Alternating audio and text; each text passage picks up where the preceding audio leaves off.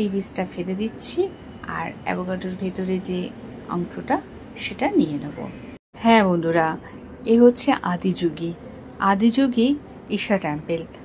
চলে গেছিলাম এবং দর্শনও করেছি, আপনাদেরকে না শেয়ার করে আর পারলাম না। নমস্কার, ফিরে এলাম বঙ্গরাধুনী রান্নাঘরে আরও একটি নতুন পর্বে। পথে যাবার জন্য অনেকটা সময়, তাই কিছু খাবার সাথে নিলাম। সেই কারণে এখানে আমি আজকে একটা স্যান্ডউইচ বানাচ্ছি।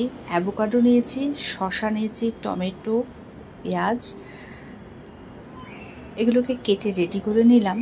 আর অ্যাভোকাডোটাকে কেটে নেব, ঠিক এইভাবে কাটবো।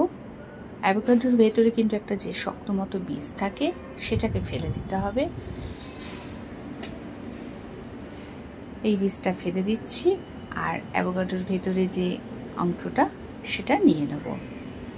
তো অ্যাভোকাডো তো নিজস্ব কোনো স্বাদ নেই, এটাকে একটু মশলা কিছু দিয়ে নিচ্ছি, যেমন নুন দিয়েছি, গোলমরিচের গুঁড়ো, একটু লঙ্কার গুঁড়ো, একটু লেবুর রস, সব কিছু মিশিয়ে নিলাম। নিয়ে এটাকে একসাথে একটা অন্য পাত্রের মধ্যে খোসা থেকে বের করে নিলাম।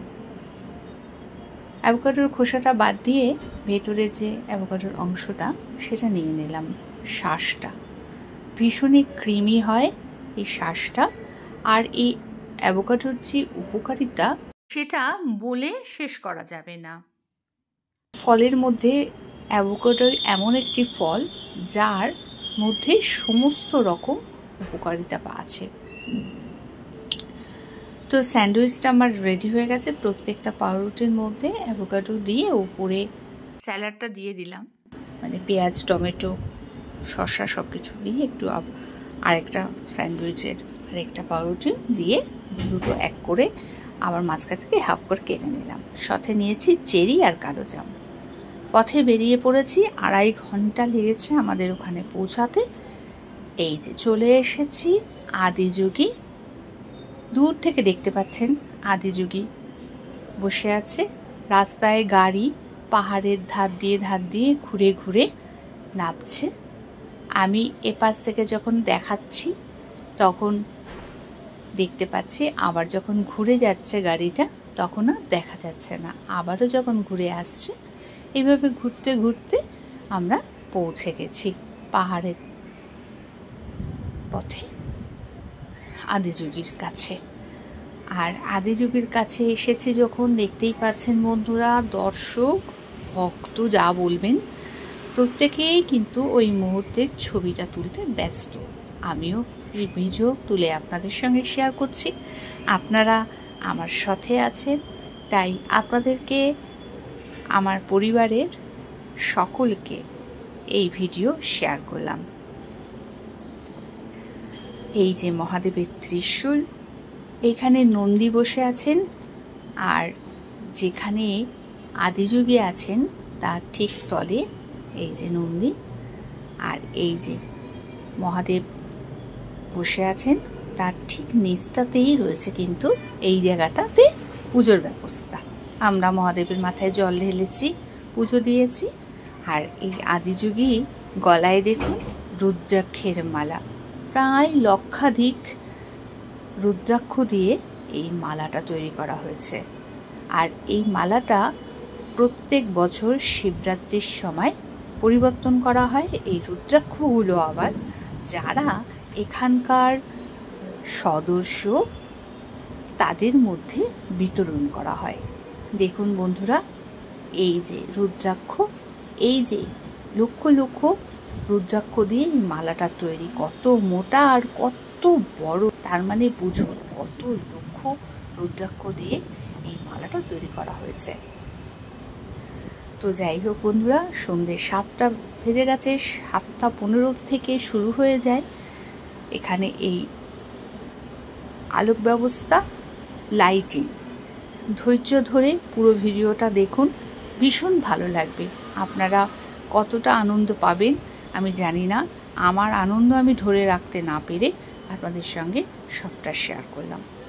ভিডিওটা ভালো লাগলে একটা লাইক করবেন। আপনাদের একটা লাইক আমার নতুন ভিডিও করার অনুপ্রেরণা জাগে। এখনও যারা সাবস্ক্রাইব করেননি বন্ধুরা, তাদের বলবো সাবস্ক্রাইব করে রাখুন। প্রত্যেক দিনের নোটিফিকেশনটা আপনি পেয়ে যাবেন সবার আগে।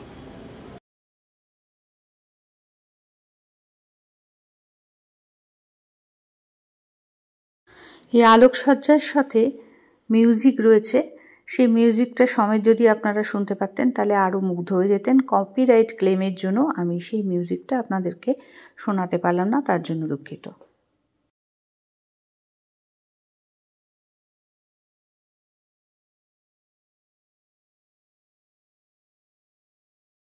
এখানে রয়েছে অনেক নন্দীভিঙ্গি, দেখুন দেশ বিদেশের বিভিন্ন রকমের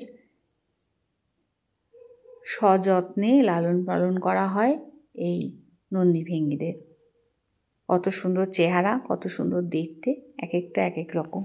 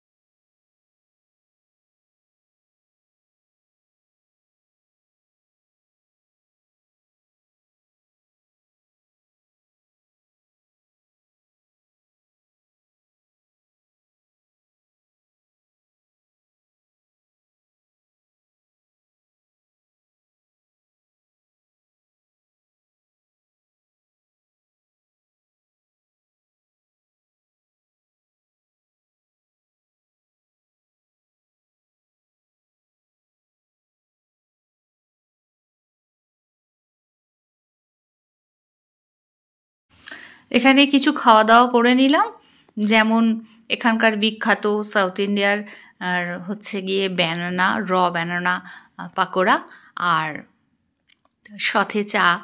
ভিডিওটা কেমন লাগলো বন্ধুরা? আবার এখানে কিছু শোপিস রয়েছে, বিভিন্ন রকম জিনিসপত্র একটু কেনাকাটাও করে নিলাম। তো ফিরে আসছি পরবর্তী ভিডিও নিয়ে পরবর্তী সময়। ভালো থাকবেন, সুস্থ থাকবেন। সঙ্গে থেকে সম্পূর্ণ ভিডিও দেখার জন্য অনেক ধন্যবাদ।